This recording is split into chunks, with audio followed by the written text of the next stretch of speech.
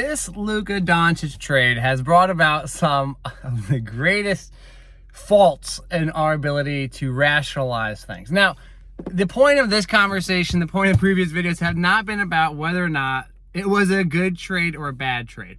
But in order to have an opinion about someone else's decision, it's typically best to try and understand how someone came to that decision. Not the decision that you would have come to based on the information you have. Think about the information they might have. Think about their perspective and why they would come to that decision. Now, I'm not here to tell you is right, wrong, or whatever about the trade from Luka Doncic to AD, for AD. But what you should think about is why a general manager might make that trade. And then when you start to think about it, you can at least understand, not agree with, understand why someone made that decision. Again, words matter. If you understand something, doesn't mean you agree with it. You can understand why someone made a decision, but you don't necessarily agree with it. And this is really important because if you want to have a really detailed discussion about basketball, like you are in management, or you're in that position to coach a team, you should think like this. And this happens to be applied to all schools and aspects of life. So let's use the Luka Doncic, Anthony Davis thing. If you're the general manager, it is up to you to try and put your team immediately in the best winning position. Not necessarily in the future. Because if you lose 3 years in a row and you perform very poorly, and the ownership doesn't agree with your performance, even though you set the team up to win in the future, you can get fired. So the food on your plate depends on your job position. And your job position and security depends on the perspective of your boss. And if your boss says, you got to win now, X, Y, and Z, well, then you're going to do something to try and win now.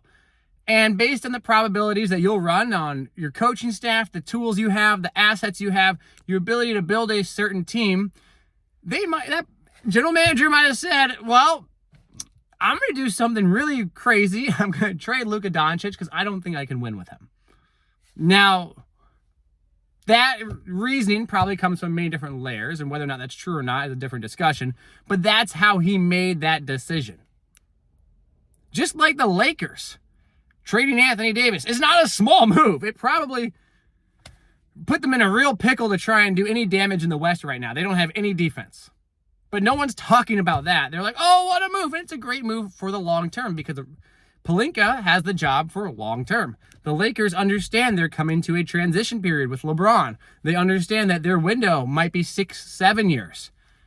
So they have the luxury to do that. They had an aging LeBron. They have an aging Anthony Davis. They don't have a ton of assets. They didn't give up a ton of assets. They kept pieces that are important to them.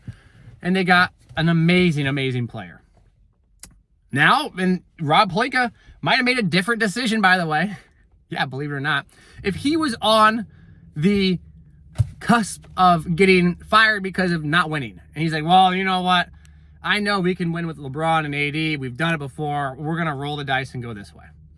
So when you start to understand how people think, why people think, and like the third layer of decision making, the first layer is surface value.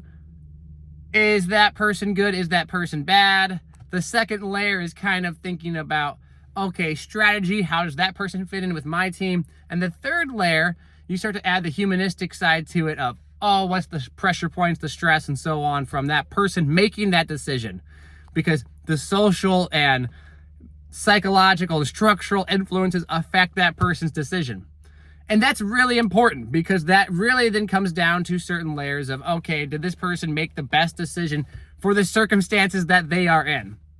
They are not necessarily responsible to make all the fans happiest at all times. That might not be in their job description.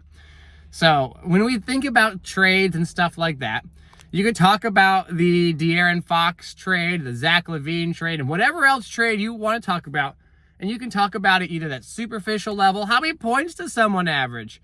Or you can kind of try to talk about it at a deeper level in terms of coaching style. How does someone coach? How can someone build a team around a player? What's that coaching staff good at? Do they have certain people that are really excellent trainers that maybe can keep an injured person who's had fluke injuries more healthy? Like Anthony Davis had shoulder issues. Maybe Dallas just has the cream of the crop of shoulder care? I don't know, but that's something to think about. Just use your big brain. Think more.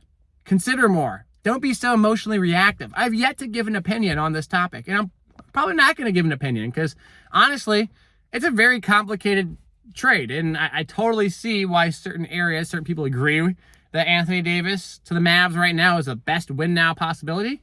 And at the same time, you know, maybe trading Luka Doncic, traded away one of the best players to ever play basketball. Yeah, all can be true. So just think about it, all right? Ponder it, consider it, be more than just someone who reacts emotionally to things, and think about the decisions and the cascade of events that go beyond just the single decision of, is that guy good at basketball or not?